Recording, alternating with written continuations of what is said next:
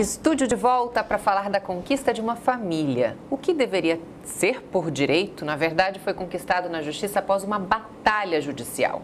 A família do Cauã, de 3 anos, diagnosticado com atrofia muscular cerebral espinhal, a AME, vai poder iniciar o tratamento do garotinho com um medicamento que custa 11 milhões de reais por dose. A AME é uma doença degenerativa e progressiva.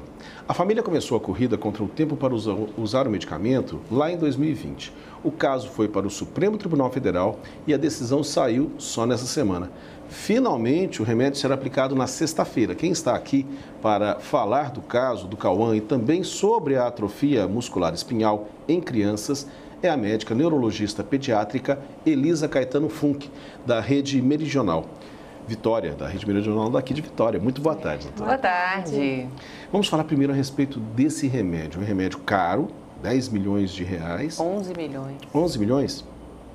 Que coisa. Eu queria que a senhora detalhasse como é a aplicação desse remédio e por que ele acaba sendo definitivo na busca de cura do Cauã. Esse remédio, ele se chama Zolgensma, né? É uma terapia gênica, é uma medicação assim, que ela é resultado assim, de muita pesquisa, né? Anos, enfim, de pesquisa de desenvolvimento, envolve assim, uma alta tecnologia, por isso que ela é muito cara.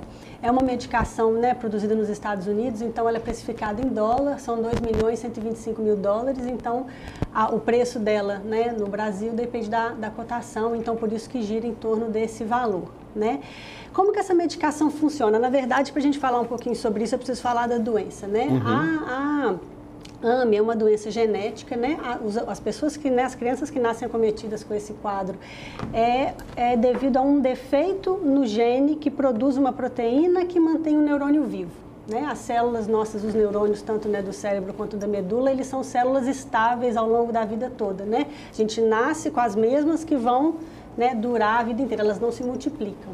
Então, elas precisam de uma proteína para manter esse neurônio vivo a vida toda funcionando. As crianças que têm AME, elas nascem com um defeito no gene que codifica essa proteína. Então, elas não conseguem produzir essa proteína, por consequência, o neurônio morre e a criança vai ficando fraca, vai ficando hipotônica, porque deixa-se de ter inervação do músculo e aí a criança fica fraca.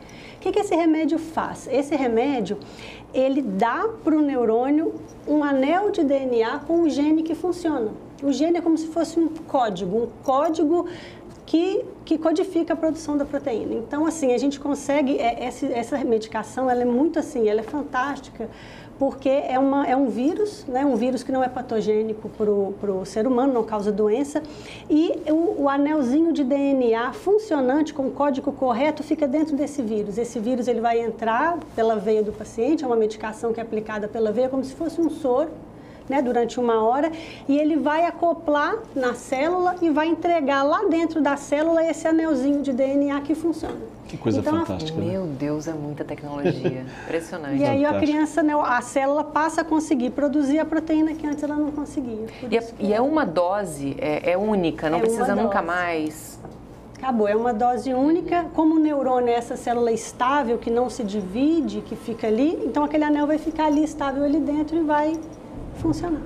E daí ele começa a fazer efeito, imagino que tem aí um período para ele começar a fazer efeito. Ah, é logo. É mesmo? Sim. Mesmo. E daí depois o Cauã vai precisar de que tipo de tratamento? Porque imagino que daí ele não consiga se livrar dos tratamentos todos, né? Mas ele vai ter algum tipo de tratamento ainda que ele precisa fazer? Sim, né? O tratamento multidisciplinar que essas crianças precisam fazer, com fisioterapia, fonoaudiologia, terapia ocupacional, isso tudo se mantém. É muito importante que as pessoas em casa saibam disso, que às vezes assim, é só um remédio que vai dar e acabou, ele vai para casa e curou. Não é assim. Esse tratamento multidisciplinar, ele é muito necessário e muito importante para poder a gente conseguir que a medicação, né, dentro do contexto, né, dessa doença na criança, consiga ter os melhores efeitos possíveis. Olha, nós convidamos a família do Cauã para vir ao estúdio e falar da conquista desse medicamento que chega para trazer esperança, mas tanto a mãe quanto o próprio Cauã estão em quarentena, porque a aplicação do remédio será amanhã. A mãe, Aline Muniz, gravou um vídeo para a gente, veja só. Foram anos muito difíceis pra gente, porque tiveram muitas indas e vindas, né, na justiça, mas a gente conseguiu agora, através de uma decisão do STF, uma decisão favorável, né, pro Cauã. e a União fez o depósito do valor correspondente à medicação, né, que é aproximadamente 11 milhões de reais. A nossa expectativa é que haja uma melhora muito grande em relação ao que a gente tem hoje, em termos de função motora, de função respiratória, de deglutição. Após a infusão, né, da medicação, ele continua com a fisioterapia, com a fono, com a TO, tudo normal, e a gente espera que as conquistas sejam realmente bem maiores e que o Cauã nos surpreenda cada vez mais. Não dá para medir a expectativa dessa família, dessa mãe. Né? E imagino também do pessoal do hospital, porque vocês vão ser responsáveis, né, por isso. Pela aplicação, o remédio, né? Já está aqui em Vitória, eu sei que ele tinha ido para São Paulo, ele chegou para São Paulo. Isso. O remédio já chegou aqui em Vitória? Ainda não. A previsão de chegar é hoje ou amanhã, de acordo com a transportadora. Existe todo um processo em torno disso, a medicação vem escoltada, todo num processo, assim, numa armazenagem específica, então tem toda esse segmento desde que sai lá dos Estados Unidos até chegar aqui. Imagino, né? É a primeira vez aqui no estado que se aplica esse remédio, outras famílias já conseguiram? Assim, aqui esse evento vai ser bem interessante, porque é o primeiro capixaba que recebe essa medicação e em terras capixabas, né? Uhum. O Hospital Meridional de Vitória foi assim, né? A gente trabalhou para fazer um cadastramento, um credenciamento para o hospital poder receber essa medicação e infundir. É um procedimento relativamente simples, mas como é uma terapia gênica, o hospital precisou passar por esse credenciamento. Então, hoje aqui no estado, se outras crianças, para receberem essa terapia gênica, só podem recebê-la atualmente no Hospital Meridional de Vitória. Uma curiosidade, alguém do laboratório produtor desse remédio acompanha a aplicação desse remédio? Porque a senhora até citou, né? Falou, olha, é mais ou menos como a aplicação de um soro, mas não imagino que seja tão simples assim.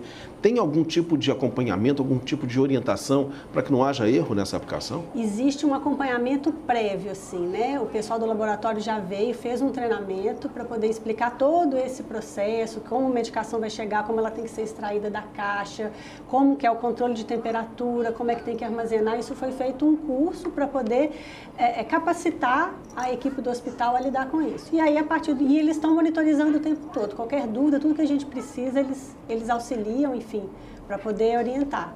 Mas isso tudo já foi feito e no dia da aplicação eles não vão estar aqui. Certo. Mas necessitando de qualquer problema, eles ficam à disposição. É claro que não foi um processo rápido, né? Foi desde 2020 que a mãe começou a procurar a justiça, enfim, e nós já estamos em 2022.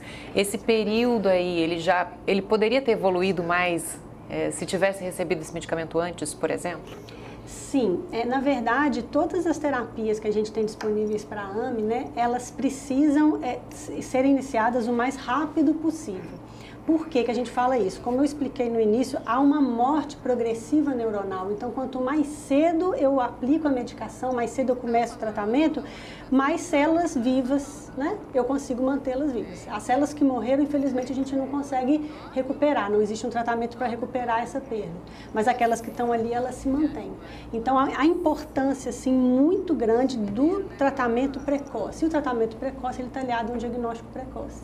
Né? A gente tem que ficar atento. Crianças hipotônicas, crianças molinhas. O que é hipotônica, doutora? Só para as pessoas que estão em casa entenderem melhor. Hipotônico é o termo que a gente usa para crianças que são molinhas, tem uma fraqueza muscular. Né? Um bebê, por exemplo, que nasce no tempo certo, a termo, a gente espera que ele seja, né, ele fica todo dobradinho, né? Ele mexe, mas ele tem um tônus que a gente fala de flexor.